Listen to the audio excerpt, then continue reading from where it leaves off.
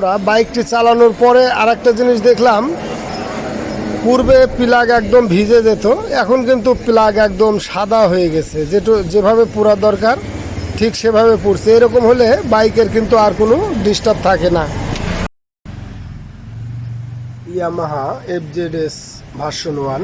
তো এই বাইকের মাইলেজ কমে গেছে, এছাড়া স্টার্টিং প্রবলেম, অর্থাৎ যখন আমরা গাড়িটা স্টার্ট দিতে যাচ্ছি ঠান্ডা অবস্থায়, তখন দেখা যাচ্ছে যে অ্যাক্সেলেটার বেশি ধরতে হচ্ছে। এছাড়া তেল বেশি খায়। তেল বেশি খাওয়ার কারণে আমরা কি করব, এখানে যে ভার্নিয়ারটা আছে এই ভার্নিয়ারটা আমরা পরিবর্তন করে দেব। এছাড়া কার্বোরেটরে যদি তেলের পরিমাপ বেশি আসে তাহলে আমরা তেলের পরিমাপটা অ্যাকুরেট করে দেব, যাতে তেলটা অ্যাকুরেট পরিমাপে আসে। এছাড়া ভার্নিয়ার যেটা আছে সেটা হলো 112.5, অর্থাৎ 12.5, 112.5 আমরা এটা বাংলায় বলি। তো ওটার পরিবর্তে আমরা 110 ভার্নিয়ার দিয়ে দিচ্ছি, যাতে তেলের মাপটা মানে কম টানে, অর্থাৎ তেলটা যত কম পায় এবং কম খায়। এতে করে দেখা যাবে যে পিকআপও পাতলা হয়ে যাবে। তো আমরা তেলের মাপটা দিয়ে নেব কতটুকু আসছে, অর্থাৎ তেল যদি বেশি আসে তাহলে কিন্তু ঠান্ডা অবস্থায় স্টার্ট দিতে গেলে দেখা যাবে যে স্টার্টে অনেক পিকআপ ধরে রাখতে হয়। তো আমরা তেলের মাপটা দেখে নেব। তো তেলের মাপ দেখতে গেলে অন্তত 3 মিনিট আমরা এভাবে তেল ছেড়ে রেখে দেব। 3 মিনিটের মধ্যে যতটুকু আসবে ওটা কিন্তু সারা দিন রাত যদি একভাবে রেখে দেই একই মাপে থাকবে। তো 3 মিনিট পরে কতটুকু তেল আসছে আমরা এটা দেখব।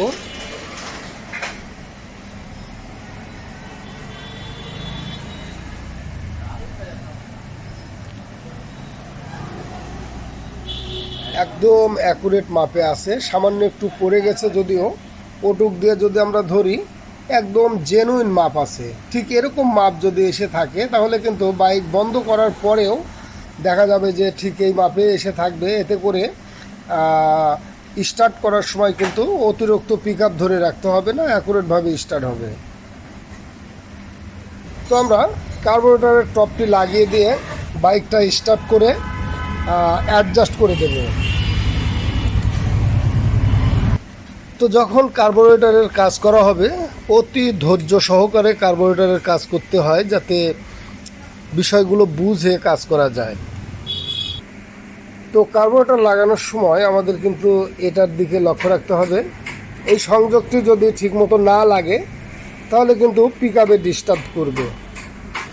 তো এই সেন্সরের সঙ্গে কিন্তু কার্বোরেটরের গুরুত্বপূর্ণ ভূমিকা থাকে। পিকআপ কিন্তু এলোমেলো হবে, অর্থাৎ সিডিআইয়ের সঙ্গে কিন্তু এর সংযুক্ত আছে। এছাড়া মিটারেও কিন্তু সিগন্যাল দিবে। এদিকে আমরা চোখের কাজ ঠিকমতো করে কি না সেটা দেখে নেব। অনেক সময় চোখ হয়ে থাকলেও কিন্তু বাইকের প্রবলেম দেখা দেয়। তো এরকম যদি চোখ হয়ে থাকে, এরকম যদি চোখ হয়ে থাকে তাহলে কিন্তু পিকআপ অ্যাকুরেট কাজ করবে না।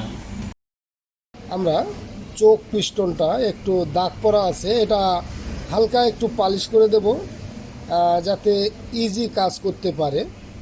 তো একদম মিহি শিরিষ।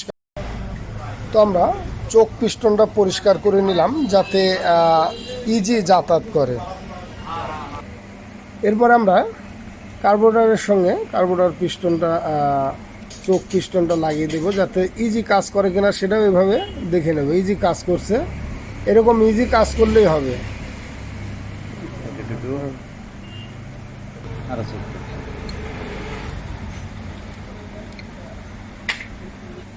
তো এটা হলো সেন্সরের সংযোগ, এটা কিন্তু সুন্দরভাবে সেটিং করে দিতে হবে।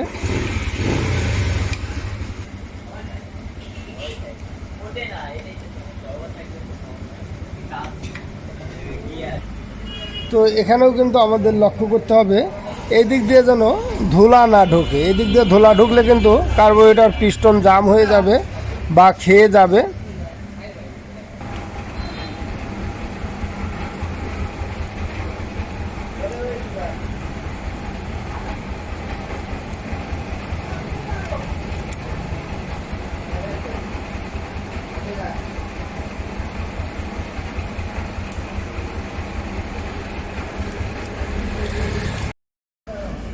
তো এয়ার হুড যদি এরকম মুখটা আগলা হয়ে থাকে তখন কিন্তু আমরা মিল করে দেব, যাতে অ্যাকুরেটভাবে বসে যায়।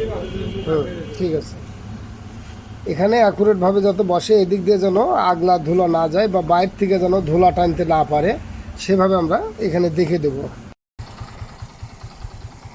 তো আমরা বাইকটি টাইল দিলাম, এখন কিন্তু একদম স্মুথ। আমরা রেডি পিক আপও ভালো পাচ্ছি এবং স্টার্টেও আর কোনো প্রবলেম নেই।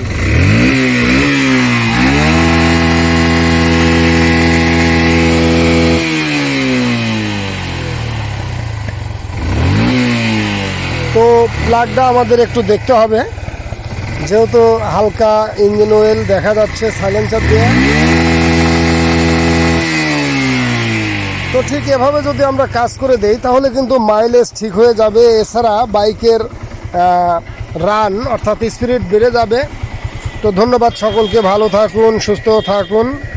আমরা বাইকটি চালানোর পরে আরেকটা জিনিস দেখলাম, পূর্বে প্লাগ একদম ভিজে যেত, এখন কিন্তু প্লাগ একদম সাদা হয়ে গেছে, যেভাবে পুরা দরকার ঠিক সেভাবে পুড়ছে। এরকম হলে বাইকের কিন্তু আর কোনো ডিস্টার্ব থাকে না।